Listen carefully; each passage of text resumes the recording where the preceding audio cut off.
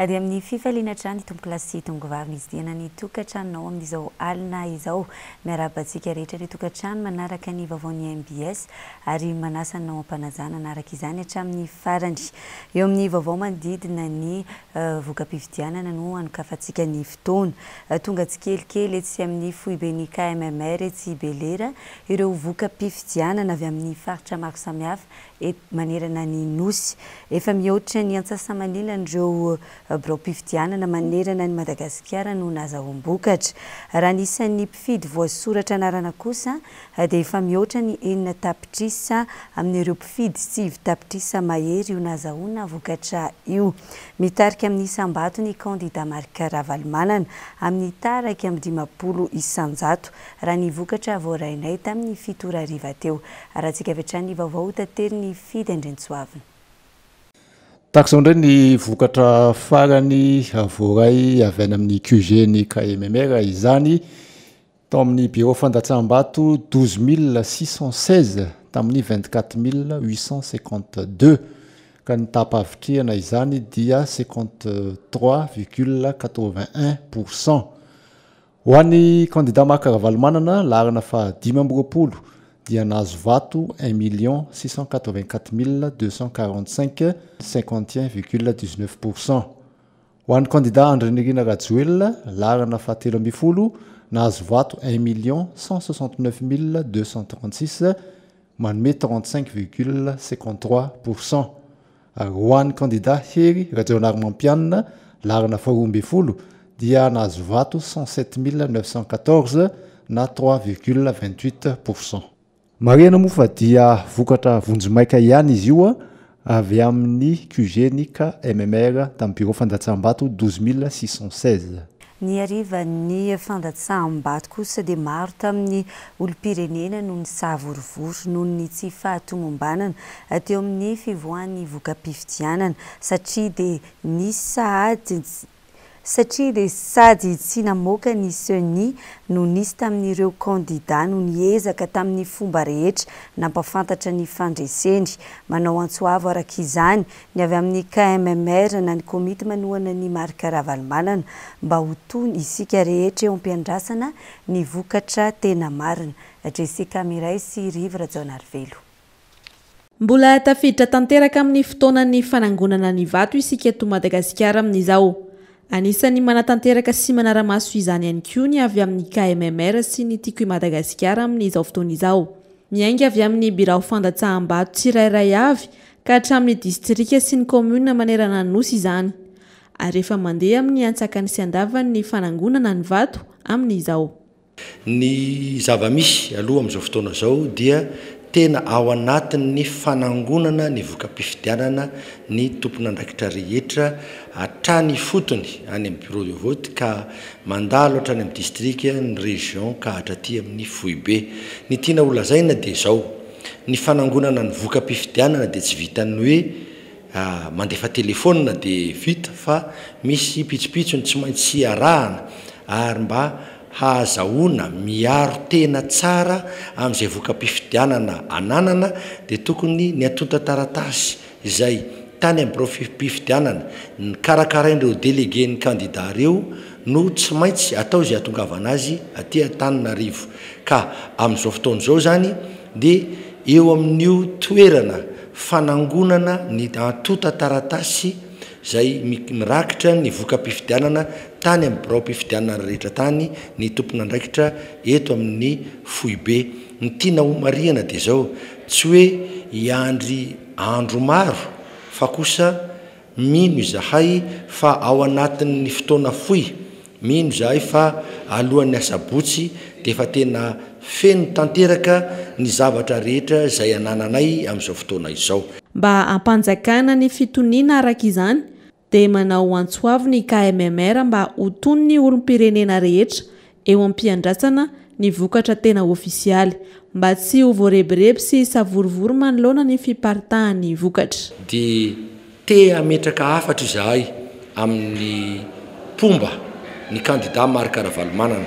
Ny zavatra tiana hafarana ho an'ny rehetra dia izao mitony isika satria ny président marika Ravalomanana dia nanao ny fomba rehetra mba azahoana amin'ny fomba haingana ny voka-pifidianana zay vitany ka amin'izao fotoan'izao na ordinateur na hélicoptère na ny fomba zay farany zay raitra amin'ny azahoana manafaingana ny fahazahoana mamoaka ny voka-pifidianana ao anatiny ho an'ny antoko dia efa natao daholy. Mahafantatra zany ny président amin'ny atsipriany aiza ho aiza daholy ny faritra mety nazahoany tombony amin'ny isambato, ny faritra zay latsaka izy ary tena antitra anterinay aminareo rehetra zay miaino anay amin'izao fotoana izao fa tsy kandida resy ny kandida Maro Karavalomanana fa kandida mitarika hatramin'izao eo amin'io resaka fifidianana io. Tsy afaka miteny salanisy izahay satria voafehy ary isika kandida zay manara-dalàna mitandro ny fahamarinana noho izany tsy mandrebireby vahoaka amin'ny resaka mampatory andro ka de miteny izahay amin'izao fotoana izao hoe ny kandida Maro Karavalomanana dia mitarika ary mieritreritra fa ho mpandresy ao anatin'io fifaninanana zay ho filohan'ny Repoblika Madagasikara io. Tsara ihany koa ny mampahafantatra antsika mpanaraka ny MBS fa misy ny fampitana ny voka-pifidianana eto amin'ny fahitalavitra sy amin'ny onjam-peo. Fa iray andro taoriny fandatsam-bato dia efa maro ny vokatra mivezivezy eny anivon'ny fiarahamonina satria dia nahitana fahatarany ny famoahan'ny seni ny vinavina ny mety ho voka-pifidianana na ny tendance omaly noho ny olana eo amin'ny fandraisan'ny SRMV ny fitanana antsoratra avy amin'ny birao fandatsam-bato sasantsasany.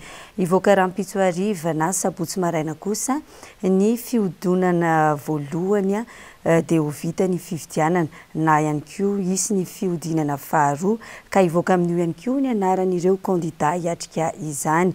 Mbola vinavina fotsiny ihany anefa izany fa tsy ofisialy akory. Jessica Miray sy Rivoratsona Arvelotrany no mitatitra izay vaovao izay. Iray andro tao arian'ny fandatsaham-bato efa misavorivory ny sainy olom-pirenena manoloana ny tsy famoahan'ny seni ny tendance na ny vinavina ny mety ho vokatra vonjimaiky.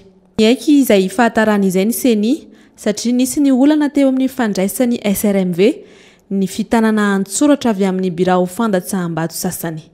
Ny olana mitranga zany amin'izao fotoana izao manerana ny Madagasikara dia misy fikatsoana zany zay zavatra aty amin'ny voany ty le SRMV ty section matérielle de recensement de vote dia na izahay zany victime amin'izay zavatra satria tsy tonga le traitement zany dia mampatonga an'le io le heritreritra isa tokony any amin'ny vahoaka malagasy io zany fa ny zavatra tena vokatra tena ofisialy eo amin'ny CNI zany dia tsy maintsy miandry an'ireo procès verbal reo original zay vao afaka mamokatra an'le vokatra tsika. Ny zavatra tonga any amin'ny CNI tonga dia traité tsika tonga zao dia tonga dia zao ihany dia mivoaka. Azonareo verifiena any amin'ny teny fa le fahatongavan'le information avy aty mihitsy zany no mampatonga antsika tsy afaka tsy miazakazaka le tendance dia io ny dinantsika io zany io mijery zareo zao mbola reo daholo le nazavainy teo zany dia ohatrany hoe misy distorsion de prise de décision zany nazavainy teo hoe raha procès verbal ny CED ve ozy izy no alefanay sa ty procès verbal vita traitement ny SRMV ty zay zany le lazainy eo nany dia ohatrany hoe misalasala zareo zany par rapport amin'izay zavatra. Nanamafy kosa ny avy amin'ny CENI fa raha ampitsoariva na sabotsy maraina dia efa tokony ho hita na fiodonana voalohany na isy ny fiodonana faharoa ary ho hita amin'izay ihany koa ny anaran'ny kandida. Raha afaka pitso maraina efa fantatritsika mazavazava zany hoe iza ny manao premier tour, iza ny manao second tour, iza ny manao second tour ary premier tour de vite ve sa tsy premier tour de vite amin'ny zoma sabotsy maraina farafatarany dia fantatritsika izay zavatra izay fa le tena amoahany seniany le tena le vokatra tena ofisialy iny zany le tena hoe résultat provisoire ny seni amin'ny herinandro angamban'iny zay vao tafiakatra daholo reo procès verbal rehetrarehetra reo afahantsika mandinika an'le satria iny sur procès verbal original no afahantsika mamoaka an'izay zavatra. Mbola nanamafy ihany koa ny seni tamin'ity androany ity ny fetra ara-dalàna tokony voahan'ny voka-pifidianana ofisialy miainga avy amin'ny SRMV izany ka hatrany amin'ny HCC. mbola nanambara marindrano ihany koa ny avy eo anivon'ny seni ny amin'ny fangaraharaha ny voka-pifidianana. Délai légal 10 andro ny délai omen'ny lalàna zany anaovan'ity section de recensement matériel de vote ty traitement 5 jours.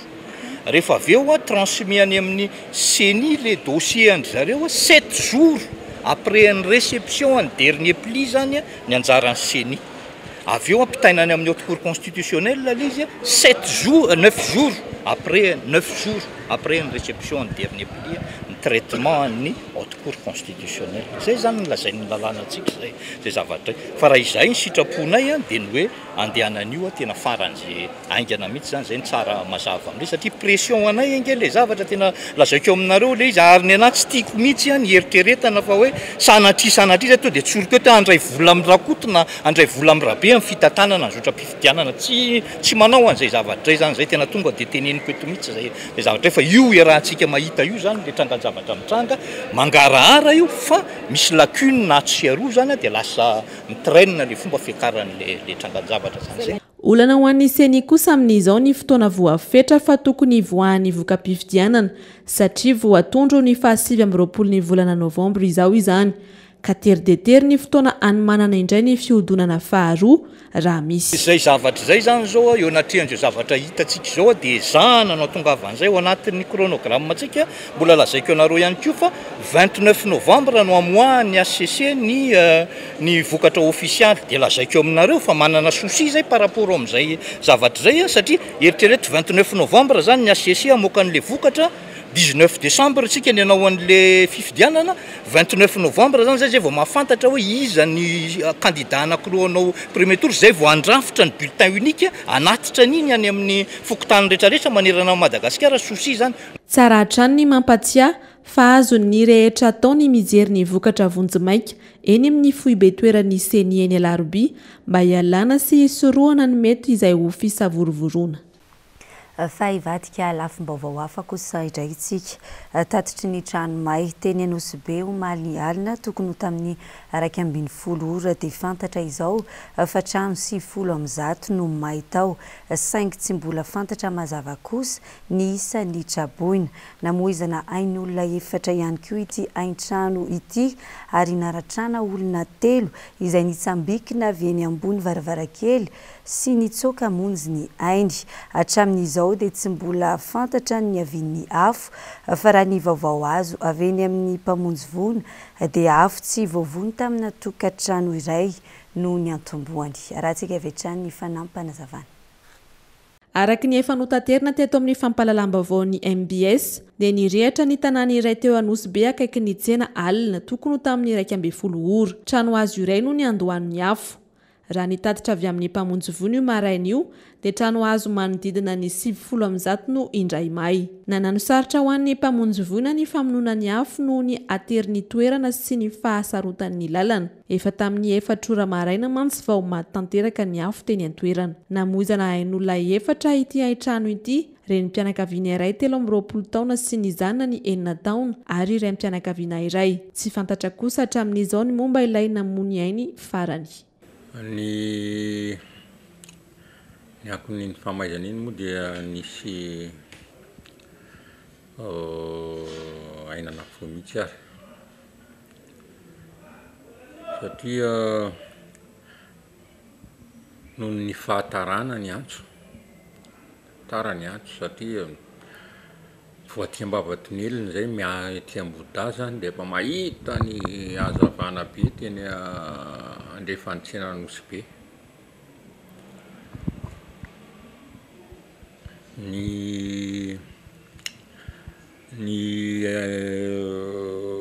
liagoavan'izy koa noho ny antso be da be zay tonga tato aminay dia tonga dia naletenay daholo zany ny reposte de secours Andravoahangy sy Anosivavaka miaraka tamin'ny tsara lalàna dia nisy camion 3 miaraka amin'ny camion roa reo zany 5. Hatramin'ny fotoana nandalovanay teny amin'ny mpamonjy vono io maraina io dia tsy mbola fantatra mazava loatra amin'izao ny isa ny trabona eny an-toerana.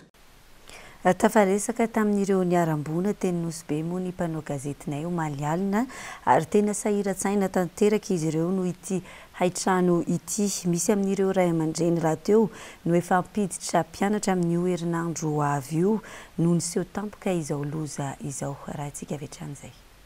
Yawa voatsino zany niakatra dia ireo olondreo sady mitabataba mijery isam-bato dia eo miatso indreo olona sasany dia ohatry tseno ny avy nazy mitabataba nyany matonka ny avy eo amin'irehatra iny avo akaikiny eo atsimo kelina eo ny entana tsisy voraitsony sy na eo daholo rehetra rehetra na avolana tsisy voraitsony na ankarako nona roty mahay ohatra ny tao ampivoambony amin'ny trano azy tao no mirehatra io afinendoany io dia efa nitsotsoka sofy lehibe ny olona dia izay voataitra dia izay tsy naharainininina tso za fa tonga dia namonjy fotsiny andao ivoaka fotsiny satria le hafa efa tenany rehatra tsy vivontsy manahitra amin'ireo tompona andraikitra isan-karazany mba hijery satria mampalahelo le mampalahelo tena mampalahelo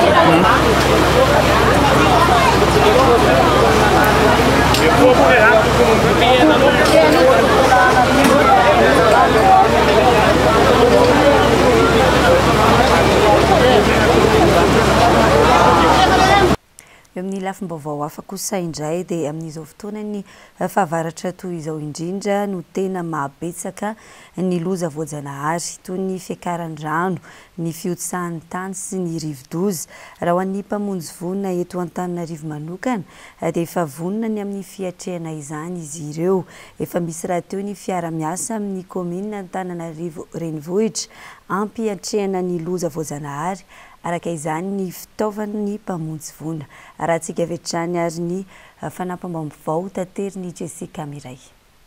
Fiantombohan'ny volana Novambra midika ihany koa fa filatsahan'ny orana ary fiavian'ny fotoam-pahavaratra. Olana iray tsy azon'ny tanàna Antananarivo hidovirana ny fiakaran'ny rano rehefa vanim-potoana tahaka izao, indrindra any amin'ny faritra Iva. Ny fotoam-pahavaratra tahaka izao ihany koa no vanim-potoanan'ny rivo-doza. Raha amin'ity taom-pahavaratra ity izao dia vinaniana ho rivo-doza 3 na 4 no andalo eto amintsika. Raha ho an'ny mpamonjy vonina Antananarivo manokana, efa vonina ny amin'ny fiatrehana izay izy ireo na eo amin'ny fitaovana izany na eo amin'ny olona. Efa nisy ihany koa moa ny fanampiana sy ny fiara-miasa amin'ny komuna Antananarivo renivohitra ary ireo mpiara-mombona antoka amin'ny mpamonjy vonina. Efa vonina tanteraka zany zay na ara-tsaina, ara-po, ara-panahy, ara-vatana hiatrika ny fahavaratra eo ihany koa ny fitaovana izay sorana manokana amin'ny mpiandraikitra ny tanàna Antananarivo ny lehiben'ny tanàna zany manao manampy tokoa izy amin'ny fampitaovana eo ihany koa zay izay atao anatiny zany atao anatin'ny vondrona dia miezaka manampy eo am-pelantanana na manamboatra ny simba na ny famoronana ary eo ihany koa ireo manala-tanana zany hoe manolotra fitaovana zay reny efa hitatsika reny dia vonina tanteraka zany zay hiatrika an'ity fahavaratra ity. Tsara hatrany ny mampatsiahy fa tsy ny afy ihany akory no iompana ny mpamonjy vonina fa rehefa vonina dia ataon'izy ireo avokoa izany hoe miaro ny olona sy ny fananany. Zay zany zay moa le hoe mampamonjy vonina dia matetika ny hoe afo ihany ny avalan'ny olona anay fa ny vonina zany hoe le miaro ny ain'olona sy ny fananany ary mamonjy ny ain'olona sy ny fananany. Zay io zany mampiavaka kely misy ny hoe miaro ny ain'olona sy ny fananany fotsiny fa misy ny anay kosa dia miaraka amin'le famonjena ka zay atao hoe misy ary ny intervention zany hoe misy tsy foin'ny tompony ohatra fotsiny hoe saka fotsiny ary hoe lasiny anany iny tsy foin'ny tompony dia fa manao an'izay intervention zay indrindrindrindra moa dia ny asan'izay andavanandro zay atao hoe ny rano fanapahana ny hazo fanasorana an'ireny trano atahorana reny ny andro-tany maro samy hafa dia tena zay zany tena asa zay ndraiky hitanay maro izy zany akoatran'ireny le tsy manaka ilofana na marary tapoka eny amin'ny arabe zay andraikitray isan'andro isan'andro reny. Tsara ihany koa ny mampahafantatra fa ankalaza ny faha-80 taonany amin'ny taona 2024 io ny mpamonjy voany eto Antananarivo sy mbola misy ihany koa ny mpamonjy voany vehivavy raha ho antsika eto Madagasikara manokana. Dia izay ihany koa no entina manakatona ny fotoanan'ny fampahalalam-baovao amin'izao alina izao. Isaorana ianao nanaraka izany hatramin'ny farany, mbola terina amintsika miandalana eo ihany moa ireo voka-pifidianana avy eny amin'ny foibeny KMMR izany. Tena kosa dia mametraka ny veloma mandra-peona ary manome fotoananao amin'ny rapitsy toy izao indray.